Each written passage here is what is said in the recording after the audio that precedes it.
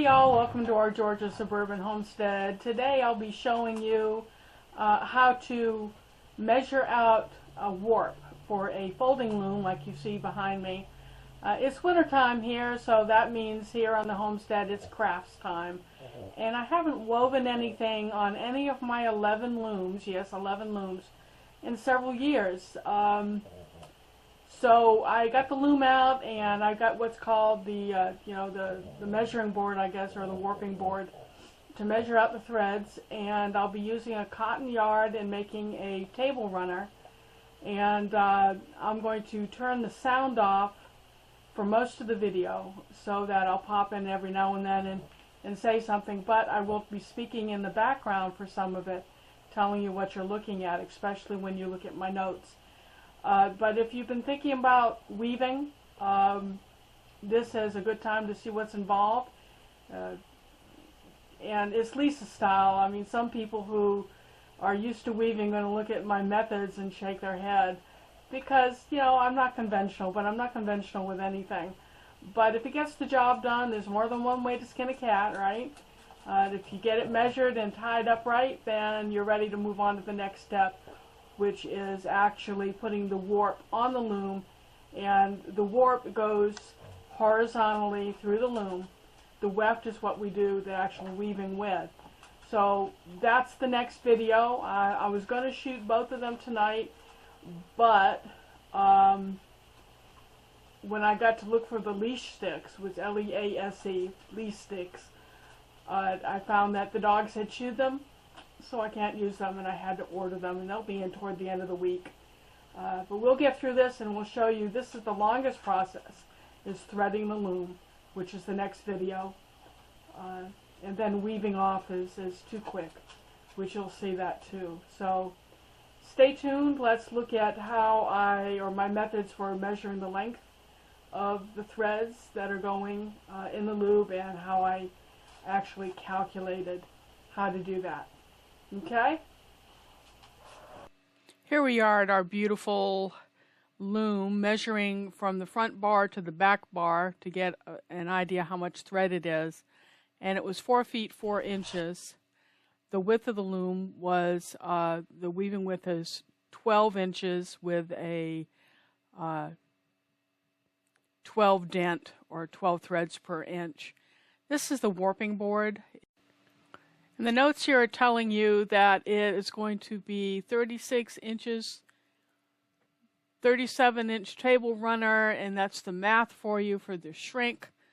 So the warp is going to be 40.7 inches long, and 70, you're going to need 70, a total of 70 inches for the warp, because we add that to the amount of inches going through the loom. And that's my cotton thread I just showed you. Now we're going to tie on a guide a guide string. And we're going to do 144 threads for the total number of warp. That's 12 threads per inch for the width of the finished width of the table runner. And you allow for about 10% shrink both ways. This is showing you that the guide thread is 77 inches long to that knot. And now we're going to measure it out on the loom, going over and under those second and third dowels you see there. And that's my helper in the background. And the moringa trees we had to move in from the greenhouse. My living room is a mess. But such is life here when the temperatures are going critical. That you adjust those dowels as to where the end of your guide thread is going to be. And some people use a contrasting color guide thread just for visual help. Okay, so we're doing 144 threads now. And we went over the last time. We're going to go do it again, loop around the end, and then go over, because we went under. See, over and under. Do you see that? Okay. So we're going all the way down to the other end of the board, and looping around and coming back. And you see that was under last time, so now we're going over. And I'll show you in just a second why there's a knot in my yarn instead of pulling it off that cone. I had help. So under, loop it around, over, and we're going to repeat this 12 times. There's my helper. And this is what's happening. Weaving in cats is great. So here we are tugging with the cat. Give it back, give it back, give it back.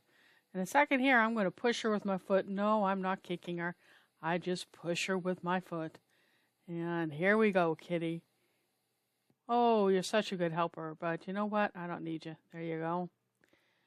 All right, so we're going over and under until we have 12 threads. And now we're going to tie what's called the crisscross, where the over and under meet, they make a crisscross. And we tie it in a bundle so to keep the threads together. And now I'm telling you that's 144 threads to go. So each time we come, we've done a knot. And now we are bundled all the 12 threads together in 12 thread packages, and we've counted how many ends we have and got a thumbs up here. So you see how those are. We've got the little bundles, and I'm doing the last bundle here, and then I'm going to tie the whole wad together, the whole wad of strings. And the reasons we do this is to help everything from to stay uniform and not become tangled. And then we're going to go down to the other end, and I'm pausing it just so you can see the little bundles there. And so you count those, there'll be 12 bundles. And now we're tying off at the end and a couple of more places along the warp, and coming back up to this end where I'm going to put a little bit of yarn through at the very end, so when I cut this off, it'll be uniform in what it's doing here. It won't tangle. So it'll give me a guide to go ahead and cut, and it's not easy. So I've got problems with my hands, so Charlie had to cut it for me. He's always helping. So here we are, going to carry it to the loom.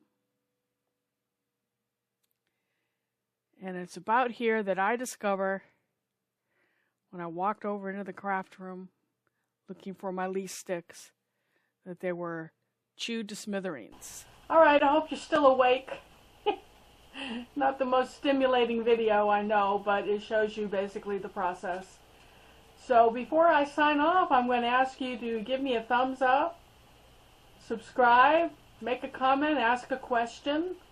I should say for our local people, because I'm not going to ship a loom across country, local people local to the Atlanta area who don't mind driving to Atlanta maybe to pick up a 36-inch folding loom. I do have one for sale. I don't need 11 looms. I've got this one which has 20 inches, 18 to 20 inches weaving space. I've got one that's a little larger. It folds up and actually goes up the wall to store. Then I have a 42-inch 8-harness loom that I do the really heavy, like the complicated blankets and rugs on. But this one and the one that's for sale is perfect for shawls, fabric, like curtains, table runners, placemats, that type of thing. They're both 4-harness looms. So thank you for watching. Don't forget to subscribe. Don't forget to thumbs up. Make sure that bell is black so you get the notifications for our videos and shorts. And until next time, be blessed.